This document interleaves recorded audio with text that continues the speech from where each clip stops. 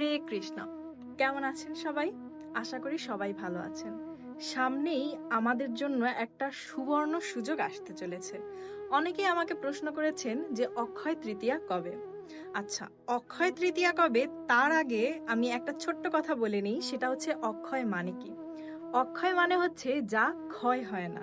সুতরাং অক্ষয় তৃতীয়া এমনই একটা দিন, এই দিনে আপনি যাই করবেন না কেন তা কখনোই ক্ষয় হবে না, অক্ষয় থেকে যাবে। তো এটা কিন্তু আমাদের জন্য সত্যিই একটা সুবর্ণ সুযোগ। এই দিনে আপনি যত ভালো কাজ করবেন তার সবকিছুই অক্ষয় হয়ে থাকবে। ঠিক তদ্রূপ এই দিনে আপনি যত অপকর্ম, যত খারাপ কাজ করবেন তাও কিন্তু অক্ষয় হয়েই থাকবে। তাই সুবর্ণ সুযোগের পাশাপাশি সাবধানতা কিন্তু অবলম্বন করতে হবে আমাদেরকে। তো অক্ষয় তৃতীয়া কবে? আগামী 30শে এপ্রিল, রোজ বুধবার অক্ষয় তৃতীয়া। এই দিনে আমরা অনেক কিছু পালন করব। তার কারণ হচ্ছে এটি অতীব শুভ দিন। এই দিনে অনেক অনেক কাজের সূচনা হয়েছে, অনেক কিছু ঘটেছে যা আমি কিছুক্ষণ পরেই বলবো। তার পূর্বে বলে রাখি, এই দিনে অবশ্যই আপনি কি কি করবেন। অবশ্যই ব্রহ্ম মুহূর্তে ওঠার চেষ্টা করবেন, অর্থাৎ 3টা থেকে 5টার মধ্যে অবশ্যই ওঠার চেষ্টা করবেন। ঘুম থেকে উঠে স্নানাদি সম্পন্ন করে ভগবানের পুজো দিবেন। প্রথমে তুলসী পত্রে জলদান করবেন, তুলসী গাছে জলদান করার পর ভগবানের পুজো করবেন। অবশ্যই নাম জপ করবেন। এই দিন যত যত বেশি সম্ভব হরিনাম জপ কীর্তন করবেন। ভগবানের নিকটে থাকার চেষ্টা করবেন। অক্ষয় তৃতীয়াতে সাধারণত ব্রত বা উপবাস রাখার প্রয়োজন পড়ে না, তবুও যদি আপনি মনে করেন যে আপনি ব্রত পালন করবেন, আপনি করতে পারেন। ভগবানের পুজো অর্চনা করার পর, তাকে ভোগ নিবেদন করার পর, তারপর আপনি ভোগ গ্রহণ করতে পারেন। এই দিনে আপনি যত দান করবেন ততই আপনার মঙ্গল হবে এবং ততই আপনার পুণ্য অর্জন হবে। এই দান অক্ষয় হয়ে থাকবে।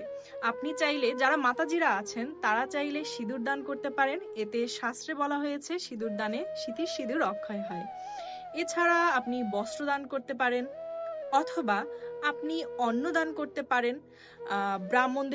ব্রাহ্মণ বা বৈষ্ণবদের ভোজন করাতে পারেন, যতটুকু আপনার সামর্থ্য। এছাড়া গীতা দান করতে পারেন। গীতা দানে অধিক থেকে অধিকতর পুণ্য লাভ হয়। আপনি আপনার সামর্থ্য অনুযায়ী যা কিছু দান করা সম্ভব তাই করতে পারেন। আপনার নিকটস্থ কোনো মন্দিরে নির্মাণাদি বা মন্দিরের কোনো কাজে আপনি দান করতে পারেন। আর তাছাড়া অক্ষয় তৃতীয়া থেকে চন্দন যাত্রা শুরু হচ্ছে, তাও অবশ্যই আপনারা জানেন বা অবগত আছেন। আর যদি কেউ না জানেন, এই তো জেনে নিলেন। তো চন্দন যাত্রা উপলক্ষে আপনি ভগবানের জন্য প্রণামী দিতে পারেন, অথবা চন্দন কিনেও দিতে পারেন, যেটা আপনার সামর্থ্যে কুলায় বা সামর্থ্যে হয়।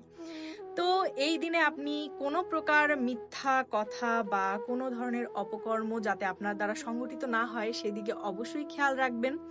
তাছাড়া অক্ষয় তৃতীয়ার দিন কোনো প্রকার আমিষ জাতীয় বা তমগুণ সম্পন্ন খাবার গ্রহণ করা থেকে বিরত থাকবেন। কোনো রকম পেঁয়াজ, রসুন, মসুর ডাল বা মাছ, মাংস, আমিষ আহার ইত্যাদি করবেন না। আপনি যতটা সম্ভব ভোরবেলা ঘুম থেকে উঠে ভগবানের নাম গুণগান করে, কীর্তন করে, তারপর হচ্ছে মালা জপ, ভাগবত পাঠ, শ্রীমদ্ ভগবত গীতা পাঠ, এছাড়া নানা রকম গ্রন্থ ইত্যাদি পাঠ করতে পারেন। ভগবানের কাছাকাছি যতটা থাকা সম্ভব, কারণ আপনি যতটুকু পুণ্য অর্জন করতে পারবেন সেটাই আপনার জন্য অক্ষয় হয়ে থাকবে। এবং ভগবানের কাছে প্রার্থনা করবেন যাতে আপনি এই জীবনে যতটুকু সম্ভব ভগবানের কাছাকাছি থেকেছেন বা ভগবানের শ্রীচরণে যেন আপনি সমর্পিত হতে পারেন, এবং পরবর্তী জীবনেও যেন ভগবানের কাছাকাছি থাকা যায় এমন জীবন প্রার্থনা করবেন। এবার চলুন আসি, আমরা এই তিথিতে কি কি ঘটেছে সে সম্বন্ধে জেনে নেই।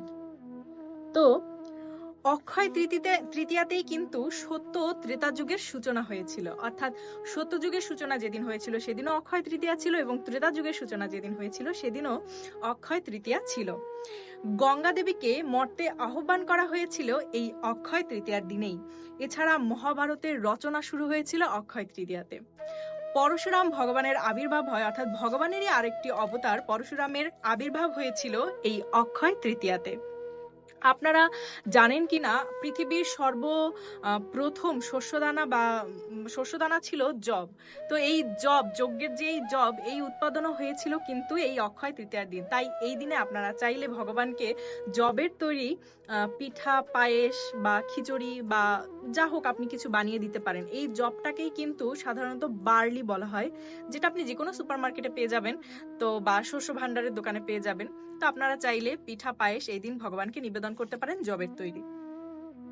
দ্রৌপদীর অক্ষয় পাত্র লাভ হয়েছিল এই অক্ষয় তৃতীয়াতে, অর্থাৎ ভগবান শ্রীকৃষ্ণ দ্রৌপদীকে এই অক্ষয় পাত্র দান করেছিলেন, যে এই পাত্র থেকে যতক্ষণ না দ্রৌপদী গ্রহণ করবে ততক্ষণ এই পাত্র থেকে খাবার শেষ হবে না। তো একে বলা হয় অক্ষয় পাত্র। তো এই অক্ষয় পাত্র দ্রৌপদীর লাভ হয়েছিল অক্ষয় তৃতীয়ার দিনে। আরো একটা সুন্দর জিনিস আপনারা জানেন, সেটা হচ্ছে কেদারনাথের দ্বার কিন্তু খোলা হয় এই অক্ষয় তৃতীয়ার দিন। অক্ষয় তৃতীয়ার দিন কিন্তু আপনার কেদারনাথের দ্বার 6 মাসের জন্য খোলা হয়, এবং তার আগে 6 মাস এই অক্ষয় তৃতীয়াতেই অক্ষয় প্রদীপ জ্বালিয়ে কেদারনাথের দ্বার বন্ধ করে দেওয়া হয়, এবং 6 মাস পর অক্ষয় তৃতীয়াতেই এই দ্বার উন্মোচন করা হয় এবং সবাই পূজা অর্চনার জন্য কেদারনাথে যাতায়াত করতে পারে। ভগবান শ্রী রামচন্দ্রের রাজ্যাভিষেক হয়েছিল অক্ষয় তৃতীয়ার দিন, এবং ব্রহ্মার সৃষ্টি কার্য শুরু হয়েছিল অক্ষয় তৃতীয়াতেই। চন্দন যাত্রা শুরু হয় এই অক্ষয় তৃতীয়ার দিন থেকে, এবং কৃষ্ণ ও সুদামার মিলনও হয়েছিল অক্ষয় তৃতীয়ার দিনে। অন্নপূর্ণা দেবীর আবির্ভাব হয়েছিল অক্ষয় তৃতীয়াতে। আর আপনারা নিশ্চয়ই বাঙ্কে বিহারী সম্বন্ধে জানেন, বাঙ্কে বিহারের মন্দির সম্বন্ধে জানেন। তো অক্ষয় তৃতীয়ার দিন, বছরে মাত্র এই একটা দিনই অক্ষয় তৃতীয়ার দিন বাঙ্কে বিহারীর চরণ দর্শন করানো হয় সমস্ত ভক্তদেরকে। ব্রহ্মার পুত্র অক্ষয় কুমারের জন্ম হয়েছিল কিন্তু এই অক্ষয় তৃতীয়ার দিনে, যার কারণে এই দিনটির নাম অক্ষয় তৃতীয়া বলে ঘোষণা করা হয়েছিল।